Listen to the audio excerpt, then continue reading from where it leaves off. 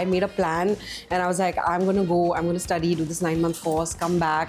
I'm going to open a pastry shop. I'm going to have a central kitchen and then I'm going to open outlets everywhere. Wow. So my brother and my mom pushed my dad and like, she's very good at it. She'll make something out of it. You have that hunger and you have that, I want to do this and this is how it's going to turn out. And it's beautiful. Yeah, and purpose and passion together is a stunning combination. So I don't come from, contrary to popular belief, it's not like I grew up in this world. Yeah. Or I know, like, I met most people and everybody I know through the work that I've done. Life has cycles and don't take things too seriously and you can't take yourself too seriously and, just focus on your work and everything else kind of falls into place. I really, really admire that.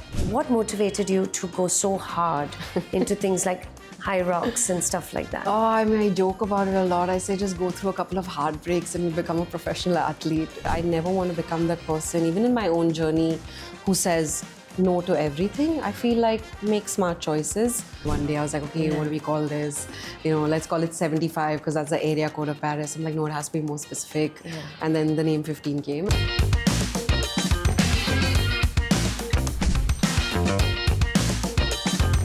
Pooja, thank you so much for coming on my podcast. I'm excited and this is my favorite topic, dessert. Thank you for having me. And you are the queen. Thank you. And I've told you, I was like, let's take it as it comes. Yeah, let's free flow. Free flow completely. No cliched questions. No cliched questions. For a girl, that's definitely not cliche. Yeah.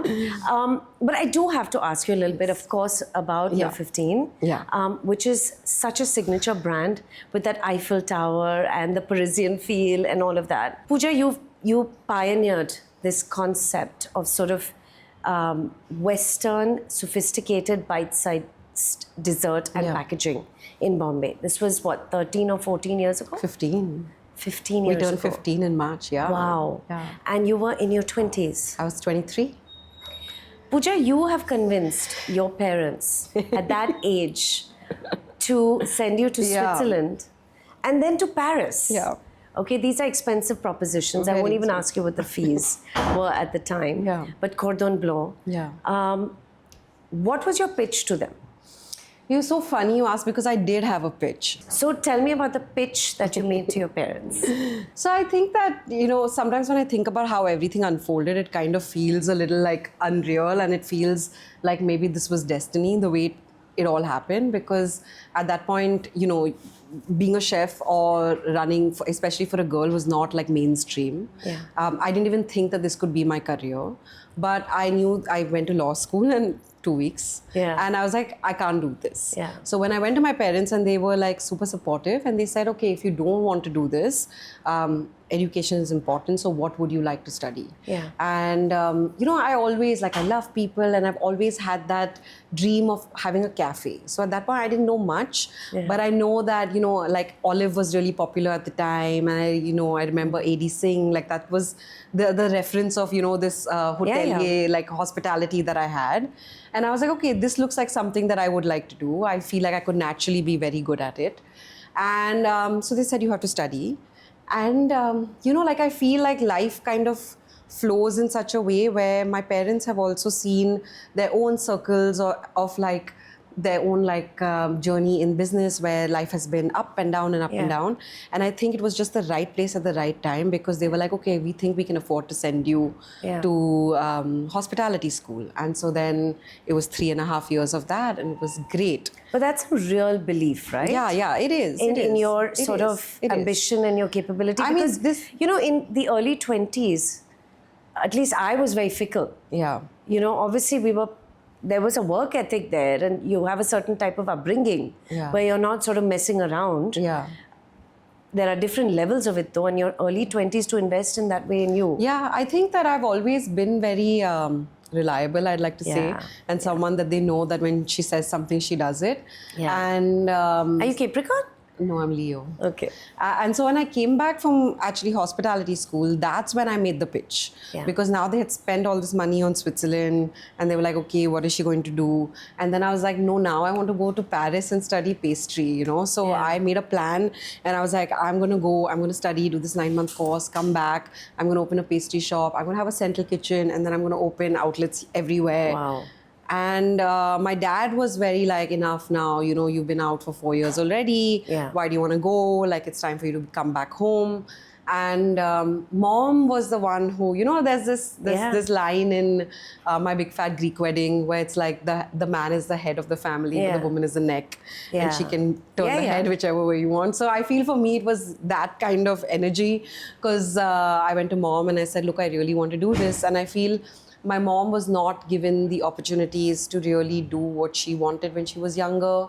She got married when she was very young. She got into a really good college. She wasn't allowed from her family to finish her education. So I feel like she had a lot of like unfulfilled dreams, which in a very filmy way, she was like, okay, my daughter will, fulfill those for me. So she was the one that kind of pushed me and said, okay, and pushed my brother and my mom pushed my dad, and like, she's very good at it. She'll make something out of it. And it was that belief, which when I think back now, exactly the same. I was 21 when I made that pitch. I meet 21-year-olds today and I was like, if you told me what you want to do, I would never believe you. So the fact that my parents had that kind of faith in me, like when I look back at it. 21-year-olds today don't believe they should work. That's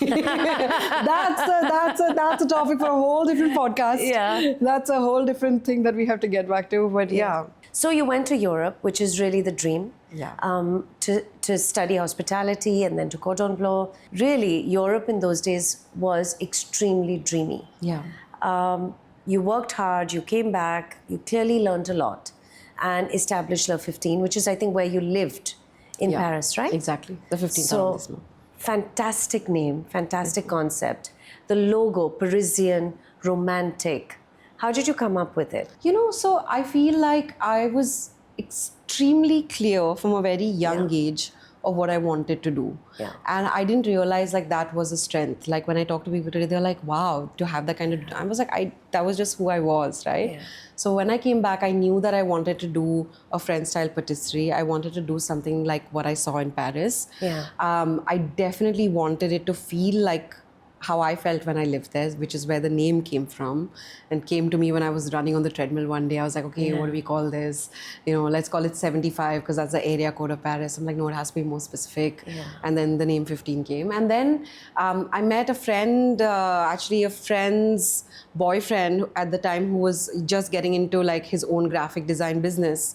And he was, very talented, worked for like Universal and all these brands. And he's like, I want to do my own thing. Yeah. And both of us started like sitting together in my home, jamming ideas. And I was like, he's like, what would you like it to be? And then I was like, I want it to be like a fashion brand. And, cake boxes in India are so boring. Why is everything brown? Like, why can't we make colored boxes? Why can't we focus on design? So a lot of thought. We fought a lot, both of us, because we had such different point of views. I was like, I want it to be black and white. And he's like, it's a food logo. It can't be black and white. Yeah. And then he's like, okay, if you want your black and white logo, then I'm going to keep pasting it on color. Yeah. And that's how the Le 15 pink came, and then all of that. So it was, I was in such a phase where I didn't want to do anything else but work. I didn't want to... And when I look back at it today, I'm like, okay, I don't know if it was a good thing or a bad thing, but it was just the way my life was then. Yeah. I kind of distanced myself from a lot of like life, which when I look back now, I'm like, okay, maybe that wasn't like the best thing, but I wouldn't be able to do what I did and build what I did if I didn't give it that much energy, that much focus. I think people always... And look, it comes with sacrifice, right? It does, and people always talk about this work-life balance, which I agree, but I feel like work and life can't, at least for someone who's running their own business or doing their own thing, work and life is kind of one. And then some days you pour more into one aspect and then other days you pour more into the other. But they kind of coexist. I don't think you can kind of like separate them. Absolutely. Yeah.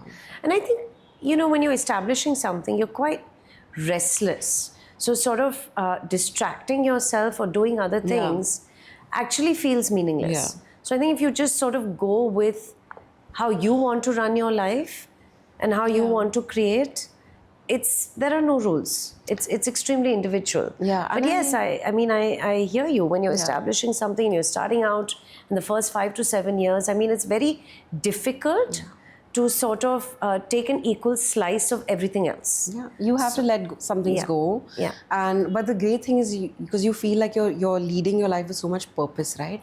Because you have that hunger and you have that I want to do this and this is how it's going to turn out, and it's beautiful. Yeah, and purpose then, and passion together is a stunning combination.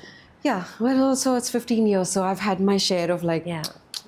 No, but that's entrepreneurship, right? That's entrepreneurship. So you became a household name here. I remember you were everywhere. You were in Palladium, you were in Good Earth, the kiosk sort of concept that was coming about, and the mall concept which was bursting. And I think you still have a kiosk in Palladium? We, in fact, just moved it out, after 12 years. Yeah. Oh, wow. Okay. And you also opened a cafe in Colaba. Yes. And I remember coming to that as well. It was a beautiful French cafe, which you sadly had to shut down in COVID. At your peak, Pooja, how many macarons were you actually selling? I won't even have an answer to that anymore. I don't even know. Yeah. And the initial years we were doing everything by hand. Yeah. There was just 2-3 of us, and I can do it in my sleep because it's like you're training your body, right? Yeah. And so just 3 of us, and to get them to be the same size, and there were days, I remember festivals and Diwali and Christmas, and we were like at every fashion show, and we were in every press kit, and we were like, really, it was that moment where there was so much momentum. Yeah. And then, after like 4-5 years of doing it, it was hard on the back, and then I got a machine to do it. Yeah, of course. But I wouldn't even be able to tell how many we were making. Okay, in a day, what is the maximum number of macarons you made? In a day, I think the maximum we've made maybe like 7,000-8,000. Wow. Yeah, in a day, single day, That's a lot. Yeah. And what is the average price of a box of 6 today? Are you trying to calculate? No, I'm not. It's what are we getting? Just to get, So that 6,000-7,000 was just that one day. It's not every day. Yeah. I wish it was every day. That's what I would hope for. I know.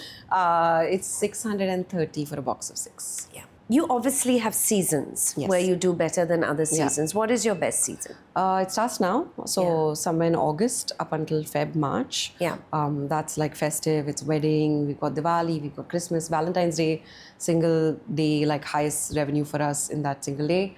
On Valentine's Day. Yeah. Wow. Yeah, more than Christmas, more than Diwali. And then it kind of tapers off. Why is Valentine's? Is it boys giving girls, girls giving each other? Like, how does it work? I think boys giving girls. Yeah? Yeah. The girls love 15, so it's really cute. It's like, what would you like? And then we do these really cute heart-shaped macarons. Yeah. And our Valentine's Day menu really crushes it every year. So amazing. Yeah. And how many different types of macarons do you have now? We have a menu of about 12 Wow. different flavors. And I think the one thing that we are extremely proud of that was really hard to crack was the eggless macarons. Yeah. So That's important in a city like Mumbai. It is, yeah. Yeah. And chocolate is still the quintessential favorite? Chocolate, Nutella brownie, vanilla, like rose. Yeah. Oh, I love your rose, actually. Thank you. And you're all over India now? You're pan We India? ship all over India. Physically, we are only in Mumbai. Yeah. But our cookies and our macarons we ship, and our hot chocolate mixes we ship. But tell me, the cookies and macarons to ship, that's a logistical sort of It is. tightrope you're walking, right? Because of freshness. And So the cookies, we actually, it's more of an FMCG product, so it's packaged, it has a 4-month shelf life, so that's super simple to do. Yeah. And we kind of worked really hard on that to make sure that we came up with a cookie and a recipe. I was like, I don't want to add any preservatives, I want to use real butter, I want to use real chocolate. And so like working on that was very hard because I was like, I want to turn the pack around and I want to read and know what each ingredient is. Yeah. So the cookies were super, it took me like 2 years during COVID to actually come up with them. But they, we sell them all across India. The macarons also, we kind of figured out a way in which we have like a packaging which with ice and dry ice, etc. So it travels well now. And so I would imagine that Mumbai is your biggest market? It is. Still, of course. It is, yes. And next? Delhi, Bangalore, Jaipur. Jaipur? Yeah, really. Wow. Yeah. So are you seeing traction now coming in from the smaller cities There's yet? there's a lot of interest from the smaller cities also, and like we would really, what we're working on is to actually have a physical presence in some cities. That's our plan for the next year, so that we can actually kind of gauge that, because everything right now is on our website and it's online. So the business is still quite small. But it's showing potential, so there's room to grow. You've had, Pooja, every sort of, so celebrity, all of that, of course, but even international visitors. I saw on your page Tim Cook. Yes. I mean, that's... It was insane. It was insane. He literally is at the vortex of the world at the moment. Apple is, right? Yeah. I mean, now you would say AI and perplexity and all that, but you know, how did that feel and how did that even happen? He was in India. It's so crazy sometimes, because so I started watching Ted Lasso. It's one of my favorite shows. And in the show, Ted makes these biscuits for his boss. And all I could think about when I was watching the show was those biscuits. So I started making the biscuits. And it kind of went viral. Everyone was like ordering those biscuits, eating those biscuits. And I was like, really, like sometimes you think of, you have to, like, as a chef and entrepreneur, sometimes I'm so baffled, because I'll spend years researching something and launch it, and I'll get like a lukewarm response. And sometimes I'll be watching a TV show and I'll be like, oh, that biscuit looks nice, let me make it. And suddenly it's all over the internet. So what was in that biscuit? It's the most simple butter biscuit that you can imagine. It's just shortbread. And Apple put out the recipe. And so I was making these biscuits, and then Tim Cook was visiting India. And so I got a call from somebody from their office saying somebody very senior at Apple is visiting India, and we'd love for him to do a baking session with you, maybe make the biscuits. And I was like, is it Tim Cook? And they're like, we cannot share. So I put the phone down, I called my mom. I was like, I think Tim Cook is coming to my kitchen. This is wild. That is wild. And so that's how it played out. And I couldn't tell anybody for a while. And there was a lot of like checks back and forth. And then he was there, and he was there for a good 40-45 minutes. And I think the biggest takeaway that I had from meeting him was how present he was. I feel that someone at his level, someone who's, who he is, he didn't carry the weight of any of it. It was like he met you at a human level, he met you at an equal level, which was so refreshing for like one of the CEOs of one of the biggest companies in the world. And I was like, I don't see that very often, because everyone has a chip on their shoulder, but he had none. I think it was quite a spiritual experience, I think. And it was so sweet, because my mom is a healer, and she works a lot with crystals. And so the day before, I was like, I'd like to gift him something. And she's like, okay, I'll make him a like really sweet leadership, like crystal bracelet. And she wrote a handwritten note about what the bracelet stands for. And after our meeting, like I gifted it to him, and I said, "This my mother has made this for you," and and like his team, whatever, they took it. Thank you. And I was like, okay, it's gone. Like. And the next day, all his press tours, I saw him wearing the bracelet. I called my mom, was like, like this is like crazy, because you won't get a better like. And I was just so happy that and it felt really meaningful. You've had, you also, the Instagram head was here recently. Yes. And I saw pictures of you with him. And just so on and so forth, like so many of them. Tell me some of the other pinch me people who've visited your studio, or who you've catered for, or, I mean, there's... So I don't come from, contrary to popular belief, it's not like I grew up in this world. Or I know, like, people think I've gone to school with a lot of celebrities, but I haven't. I met most people, and everybody I know through the work that I've done. And so for me, I've had pinch me moments from the very beginning, right? Like, you're a 23-year-old working in your little kitchen with 3 people. Like, there's no social media, very minimal social media. I used to come and write a blog. Like, there was no like, I didn't know what marketing, what PR meant. I was like, just do your job, just come in, do what you do, talk about the things that you love, and word of mouth, it'll happen. And that was never even like a thought that I should think about.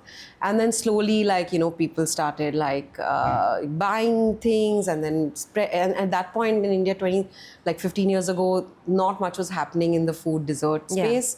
So I think I was just I like to believe I was at the right place, right time, and credit a lot of luck to it as well. Yeah. And it was great. So it's actually called serendipity. Yeah. Is what Ronnie Screwvala told me. Yeah. He's saying luck, it's not luck, it's preparation. Yeah. And then the right opportunity. Yeah. And so it was crazy. Like, for my first like phone call, I remember at that point, Shilpa Shetty called to order for something, and you know, you're 23, and then you got a call from Deepika, Padukone, and then Sonam called to order something for Rhea, and then Arpita Khan called, and you know, you're suddenly making all of Salman Khan's birthday cakes, and then he's tweeted a picture of your birthday cake, and you're like, what is this life? This is insane. Yeah. And then I was in a competition in Boston in 2016. And then, you know, you're serving your macarons to John Legend and Chrissy Teigen. Oh my God. And Chrissy Teigen, you know, she's like, she Snapchats your entire like menu. She takes your phone and she's like, how do I follow you? And I'm like, what is happening? You know, so it's been quite crazy. Like it's, but those are, I mean, you know, that's the thing. It's like 0.5% of... Those are frills. They're frills, and they're, you know, when you're younger, they kind of... matter more. Like, I think the older you get, the more life you've seen, the more life cycles you've seen, you appreciate it, but it doesn't change anything for you anymore, you know. Yeah, and it doesn't change your business, and the fact that you have to work, and the fact that you have to constantly pivot. Yeah. Because this celebrity thing doesn't move the needle beyond it. And now, in fact, it's such a crowded space in terms of social media and marketing, that do celebrities even really move the needle anymore on that level? I mean, I don't know, because that's not like your business. My business or not like what I've spent time thinking about, but I do definitely feel that it helps. Yeah. And it's helped our business a lot. And I'm very grateful that it happened so organically and it helped us that much. But I don't know for... Where do you think, what was that moment, or who was the person who sort of created a rage for you online? Like, for example, when I interviewed Anita Dongre, she said it was royalty. You know, it was someone from Kate. Yeah. Okay, she said, I've never had anything go viral as when she wore my dress. Yeah. I mean, she's had Beyonce and everybody, right? That outfit, I remember. So she said that was the outfit that I've never seen again. Yeah. That kind of rage. So I don't think we've had one moment where something went viral and then suddenly everything changed. I feel consistently, slowly over time, there was a lot of effort and a lot of like love that came from many different people. I would definitely say Sonam and Rhea have been have played a big part in helping Leo 15 with its identity and grow and shift that for us. But I also feel there wasn't one particular moment where one cake just went viral and we're like, this is the cake. It was like, this is we love our, this is the best Nutella cheesecake that we've had. And then, we made that for all of Ranbir's birthdays and all of Alia's birthdays. And they'd post pictures of it. And Deepika's posted a picture of something. And so it's just been like over time, things that have happened, But what are your main sales channels? Is it corporate? Is it... it's retail through our stores. Yeah. It's through your stores. Okay. And online? So online is now, with Swiggy, Zomato, we consider that to be online as well. So through our stores, we have both online and offline. But you don't just do macarons, you do a lot of other desserts now. We do, but macarons is 60-70% of our business. That's still 60. Yeah. And I don't think anyone's got that right the way you have. Others have tried the macaron. And of course, look, there is a lot of competition now. Yeah. So when you came in, it was a very different country and city. And it's very different now. 100%. Right? So how do you scale in this situation? That's a great question. And how do you pivot and scale in this situation? Because your pace has been great, but it's not been a corporate pace. Yeah. Like some of the other sort of more corporate bakers and restaurateurs and all of that. Yeah. Chocolate makers even. So you've been definitely more sort of an individual pace that you followed. Yeah. So how do you change that now, and do you want to? Honestly, I don't really have the answer for that yet. Yeah. I truly believe that every journey is different for everybody, and obviously there are certain goals that I have for the business and for myself, and we have a long-term plan towards it, so there's no rush to get there. Just slowly chipping at it and kind of reaching where we want to reach. So and it's very important to be profitable. 100%. Yeah. I think that's a big change in conversation that's happened anyway in the last 3 to 4 years. I think, before that and pre-COVID, that was not even a conversation. When I talked to some of my friends in the It's just food business, volumes. Yeah, it was just like top line. That's what everyone was looking at. And now suddenly, so for a lot of my founder friends who raised a lot of money early on, for them it was hard to deal with that because they were like, we've never had to think about the bottom line. And suddenly the conversation has flipped and the goalpost has changed, and now we have to change and we have to adapt. And so I feel like kind of grateful that I wasn't part of that race ever to begin with. Are you thinking about it now? I don't know. I don't know. Because it's definitely quite something to have to answer to investors. Yeah.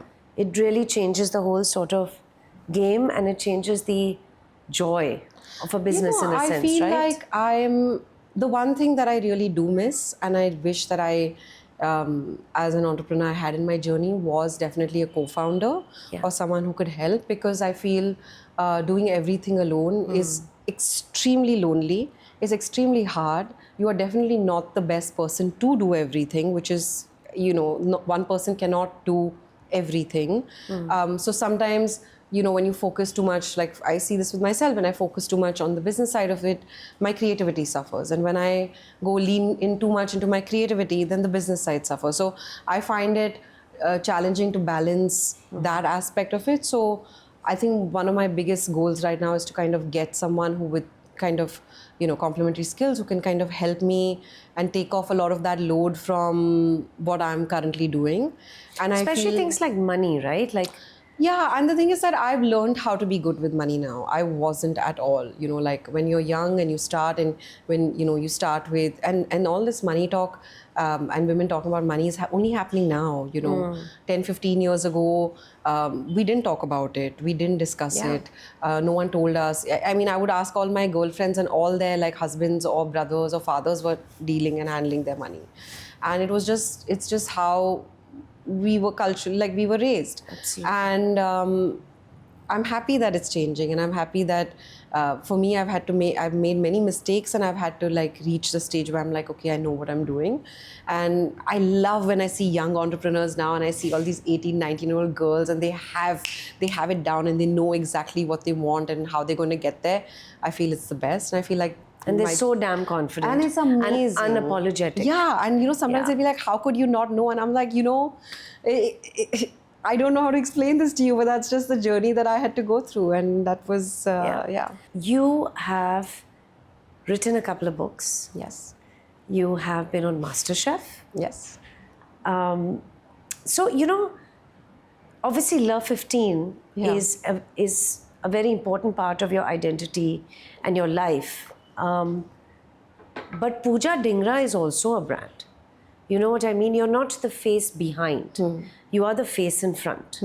Like with, and you're very out there on social media as well. And you're sort of constantly collaborating and fantastic campaigns. We'll get to that. But do you feel like promoting Pooja Dhingra, the brand, in the way you do, is also useful? I get this question a lot, and I never know how to answer it, because I've never set out to be like, and Oprah says this, and it's funny because she's like, everyone talks about Oprah the brand and this and brand, and she's like, it's just my personality. And I'm like, I'm not trying to do anything. I don't have strategic advisors who tell me, go do a podcast or go write a book. I listen to my intuition, and I listen to where I'm at in my life. And I try to guide myself basis where I see I should go. So if I feel like I'm struggling at work and everybody thinks that entrepreneurship is easy, I say, hey, it's not, and I would like to talk about it. And then I do a podcast called No Sugar Coat. If I am struggling with recipes in the kitchen without eggs, and I feel like, if I'm just going through this, a lot of people are going through that as well. Let me write a book about it called Can't Believe It's Eggless, and that's what I do. So I've never sat with a plan saying I'm going to do X, Y, Z. I try to live life, and I try to see what life teaches me, and then I follow that internal navigation system, and I'm like, okay, where am I at today, and what have I learned? And with that, maybe I will do X, Y, Z. If I feel today I'm on a fitness journey, and I feel like, I've had issues with self-worth, I have issues accepting myself, I go through those emotions, I evaluate them, and I say, okay, if this is the lesson life is giving me, what can I do with it? And I don't know what's going to come out of it, but something beautiful eventually will.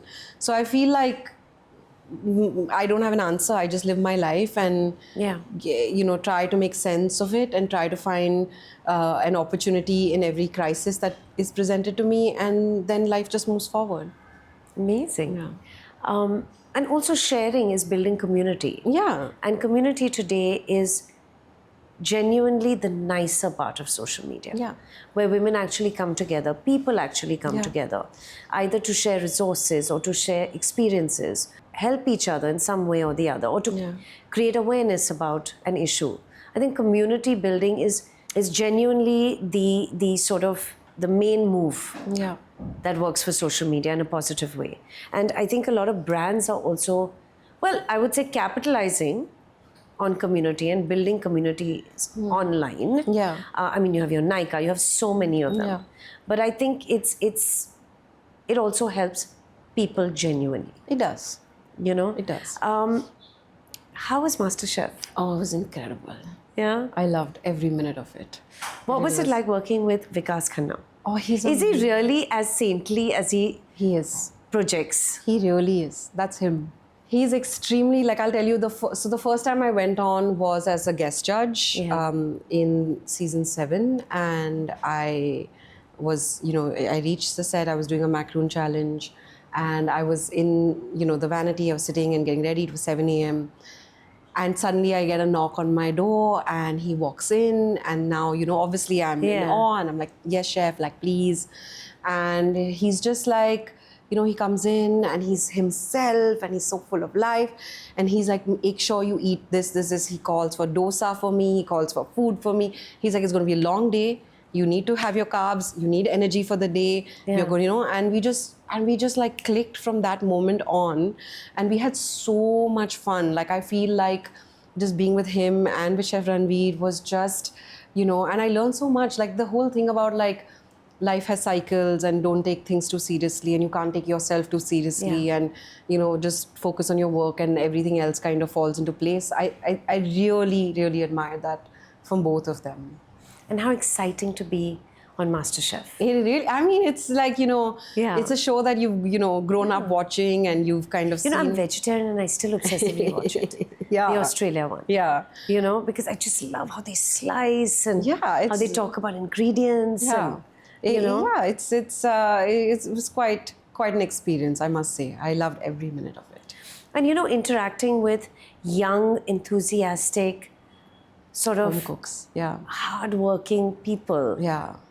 I just feel like that was, at least in our season, the one that I was a judge in, it was so nice to see that, you start with a group of 12, and by the end of it, you actually witness, and cameras and all of that aside, you actually witness their journey, and you see them as people just grow so much in those 12 weeks. Yeah. And at the end of it, and I'm still tight with all of them, and I see them with each other, and I think that it's so beautiful, and it's real, Yeah. The struggle is real, right? As well, yes. The hopes, the dreams, the struggle. You're part of it, and it's all being weaved together in this beautiful story of ingredients, actually. Yeah. Your social media presence, I have to talk about that because it's so creative, it's so original, and it's so collaborative. Yeah.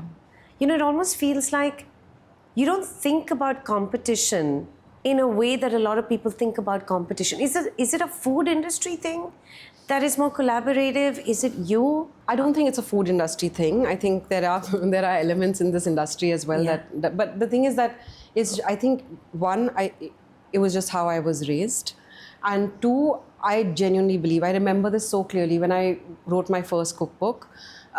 So many people were like, but why are you sharing your recipes? And I was just like, if I hadn't learned from the books that I got as a child, or the books that, I've learned so many things from all the great chefs that I admire, and I've learned from their recipes. If they hadn't shared their knowledge, I wouldn't have had any today. So why would I gatekeep this?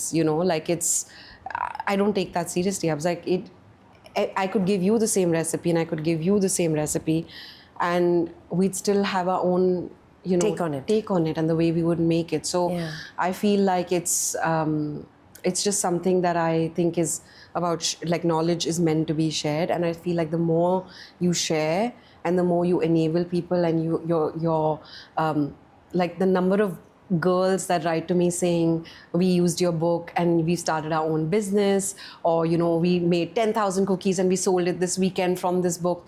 I'm like, this is, there's no better fulfilling feeling for me than saying my work is actually having an impact on somebody's life, more than just like buying something once, but it's actually creating opportunity for them. So that's just the way I look at it. Obviously, that doesn't mean that there are not times when I get frustrated when people copy things, and especially when when we just started, it was new and there were so many people doing the exact same thing, where going to our printers, going to our, poaching our chefs. So obviously it was, for a young chef, it was infuriating. Like, I was like, this is not okay. But, I live with a mother who is like, I think she needs to write a book for sure. So she's always like, they can only copy what you've done. They can't copy what you're going to do. I said, just let me be angry for 10 minutes. Those healing crystals, maybe she needs to make a couple for you. I have. I was like, let me just be angry for 10 minutes. But she's right. No, like, but it is what it is. Like this. And you're right, because it is infuriating. Yeah. But if you can't sort of change the situation, perhaps sort of have faith in your... But the thing is, it's 15 years later, all those people who had copied everything, stole my... They're nowhere, anywhere. Like, their businesses don't exist anymore. Yeah. So I guess at the end of it, when it doesn't come from you and doesn't like... It won't last as long. And I guess if you understand that and you're like, okay, I'll keep doing what I do and bringing the energy that only I can bring to what I'm doing, then it doesn't matter anymore, Who inspires you in the dessert world? Internationally, I mean, there's a chef called Pierre Hermé whose macaron was the first one I had, and I started Le 15 was largely because of him, and he really does inspire me a lot. Yeah. You also, on your podcast, you interviewed people like Samir. Yes. Of Bombay Sweet Shop Yes. and Hunger Inc. Yes. Who I interviewed as well, actually. Nice. So who inspires you in India? Who's doing it right? So many. And don't be politically correct and name everybody. No, I am. But honestly, like Yash and Sam, they're like very good friends of mine. I've met them before they started Bombay Canteen even. They did all their like chef trials in my studio before the start of Canteen, and Chef Floyd was there. So I feel very emotionally connected to their brand also. And that's when I see them, I also feel like I wish I had a co-founder. I wish I would have been able to do so much more. Yeah. So that's the one thing when I look at them, I'm like, okay, like that's something that I really aspire to do. I really respect Riaz Amlani a lot. I go to him for advice. I just went to him for advice last month. I was going through something. I was like, can I come see you? And he's like, yeah. And literally I went, I spoke to him for 10 minutes and I was like, I'm leaving. He's like, that's it? I'm like, I got what I needed. I'm going to go, Yeah. So there's many people like that in the food world. Depending on where I'm in my life and what crisis I'm going through, I reach out to different people for help, and they're all like, it just gives you perspective. That's it. Who comes up with your incredible campaigns on social media, on Instagram? Me mostly. Wow. So you're super creative. Also, now you've gotten into this fitness journey. I mean, if I may say, you've lost a lot of weight. You're looking fitter. Thank you. Happier. Yeah. What motivated you to go so hard into things like high rocks and stuff like that? Oh, I mean, I joke about it a lot. I say just go through a couple of heartbreaks and you become a professional athlete. It was really that. I was going through a heartbreak last year. Really? And to deal with it, I was like, I need something to deal with this. I started going to the gym, found happiness there, just stuck on. There is happiness in exercise. I tell you that. I've done it since I was a kid. Exactly. So that's where your journey started. Yeah. And then you just, it's an addiction, isn't it? 100%, but I would rather have that addiction than anything else, Absolutely. Right? So... but you've also been very vocal about how people have body shamed you through this journey while you're making authentically sort of open effort. You know, but this is our culture. This is who we are as people. Like, I've grown up as a big girl. I've grown up with people from my like extended family to people in school. And it used to bother me a lot and it used to hurt a lot. Like, I've had a like crush in school who's come and told me, you know, I wish I could take a needle and deflate you. You know, like, it's... Where's that guy? Let's go kill him. Who cares, you know? Yeah. But I've had all of that, and then I get like, obviously I get all these comments all the time. The other day, like last week at the start of the first day of Ganpati, a friend and I were walking to Siddhivinayak, and we're on our walk, and you know, we're just like in Bandra walking. A biker just like pulls slowly across me and he just screams Motu, and I'm like, and I just start laughing, and my friend's so upset. I'm like, you know, I don't care anymore, and I feel like it's taken a lot of time to reach that place of not caring, and I just wish that young girls who go through the same thing can also get to a stage where you just love yourself so much that you don't, that the outside noise doesn't bother you as much. And I think for me, it's something that I've always had. I've always gone through it my whole life. I just one day decided that I wasn't going to let that define who I am and not let that bother me as much. And yeah, move on. Like, it is what it is. It's amazing, Pooja. But this fitness journey and desserts. How does that work? You know, I don't know. I really like it. I think it's called balance. It's great. You know, I call it carbs and cardio. It's nice. Oh, lovely.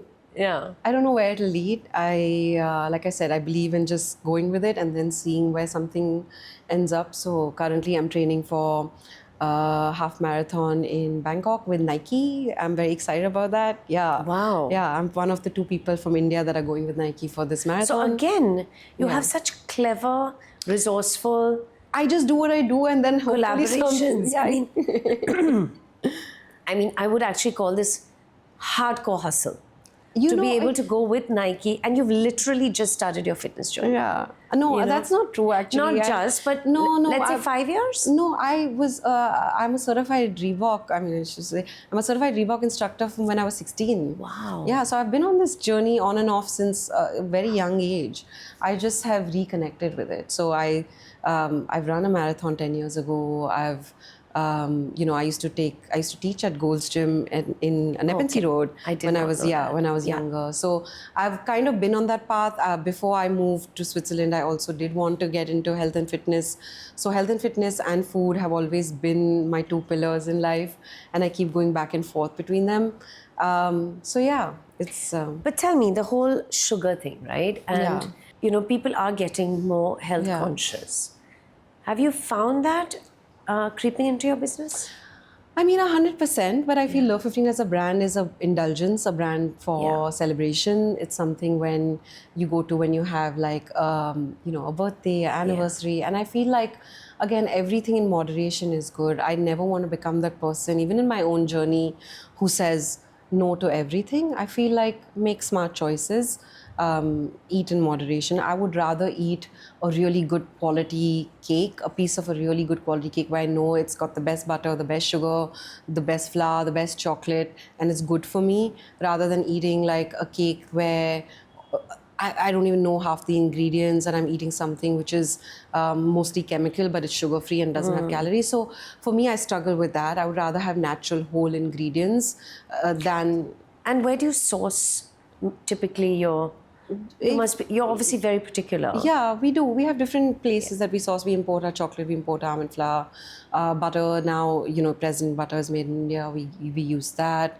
So we've always been very particular about what we use, and I just feel like that's so for me, the philosophy is very like, indulgence is not going anywhere. Like, people are still celebrating important occasions and moments. And then how do we become the people that they choose when they are celebrating that, instead of trying to fight a battle and say, and confuse even our audiences, saying, no, but we're indulgent, but we're also like sugar free, and we're also. So I don't want to, like, I don't know where the path will lead. Maybe next year I would launch something completely new and different, or maybe it'll be a subsection of love. I don't know. I don't want to claim that I do know yet, which I told you, I don't have grand plans. I just live life, and then what comes my way, I kind of figure it out. What I like to eat, what I like to make, maybe it'll become something. I don't know. But that's where I'm currently. You also surround yourself with women who are fierce. Extremely. Right? And love it, independent. Like, I see pictures of you with like a Masaba or a Rhea Kapoor, or, Sonam or Samyukta. I mean, these are fierce women who are also very passionate about working. Doesn't matter what background they come from or don't come from. That's irrelevant. But how do you all inspire each other? I just feel like it's great because you kind of can understand what people are going through in their journeys.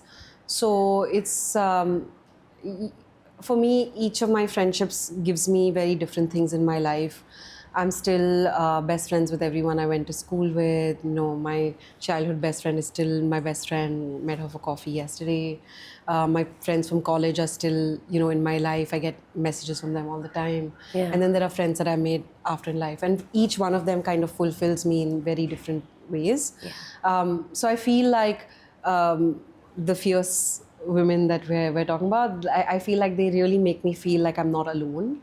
That what I'm going through is very normal and very natural, and it's okay to be vulnerable. It's okay to not have everything together as much as it may appear that I don't, and it's okay, So I feel like it's almost like a safe space, and it's a space where you can truly just be yourself and try to figure life out without judgment. It's truly lifting each other up. It really is. And I think it's more and more important as you grow older as well. What is the nicest compliment you've received? Oh, wow. Can you think of anything? The sweetest compliment for your sweet desserts? For my desserts, huh? For your desserts. Okay, for you. Like my desserts, okay. That makes For you as well. No, I mean, for my desserts, I think there's so many special moments that we've had. I think the one which is, when I started, like I told you, it was just a blog, and we had a really small, before Good Earth even, we had a really small kiosk outside a salon in Worli. And one day, on my blog, I got a reply from a French couple, and they had moved to India, and they were working in a company somewhere in Worli, and they said, we live on Pochkanwala Road where your shop is. And they're like, every day when we come back home, we go and we buy a lemon tart and we get a chocolate tart, and we sit and we eat it in front of the TV, and we don't miss Paris. And they wrote to me and they were like, we'd love to meet you, we'd love to take you out for a drink. And this was 14 years ago, and many years later, and we became really good friends. And it was, 7-8 years ago, when I was raising friends and family around for the business, they were like, we want to be a part of your business, no matter like what, like even if it's really small, because we have that much faith in you just from that little kiosk that we saw. And the reason he said it was, he's like, even in your branding, he's like, your patisserie, the A has the French accent. And he's like, for me, that was like, you have attention to detail. So I'm going to, back this person. And for me, it was just so special because I was like, I was just doing what I was doing. And the fact that it could impact somebody and make them feel at home. And, like the things that you make, when you eat something, it makes you, food has the power to make you feel things.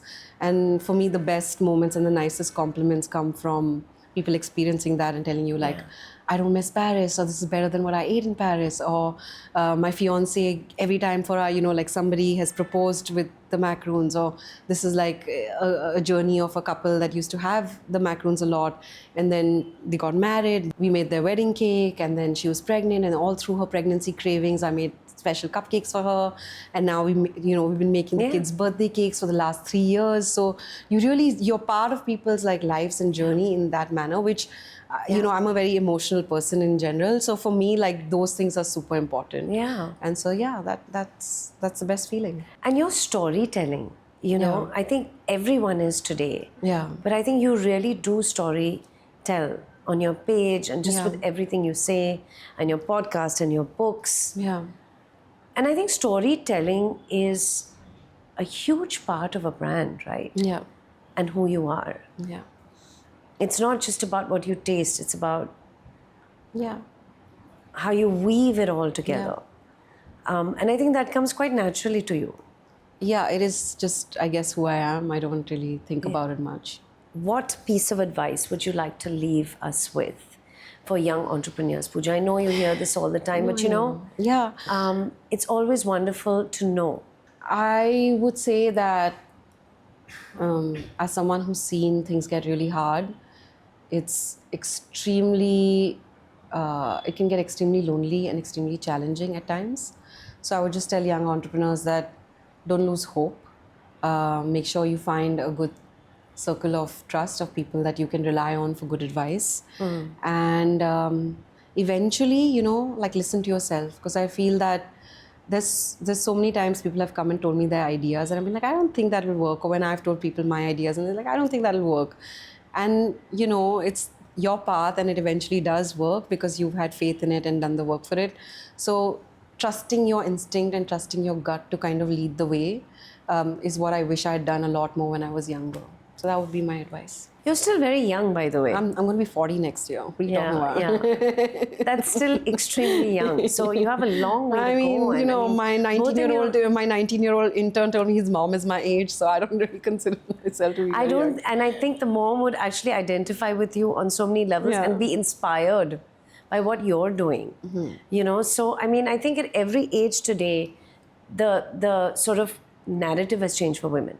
Yeah. Overall. And for people. Yeah. Why just women? Yeah. So age is not really... and this was amazing, Pooja. If you had to describe yourself, what would you say? In a word, adjective, sentence? Hopeful. That's it. That's how I feel today. Tell me your favorite dessert out of your bouquet of... That is a very tough question. Our dark chocolate macaron, it's the first recipe I made. It's our bestseller. It's pink for no reason. Yeah.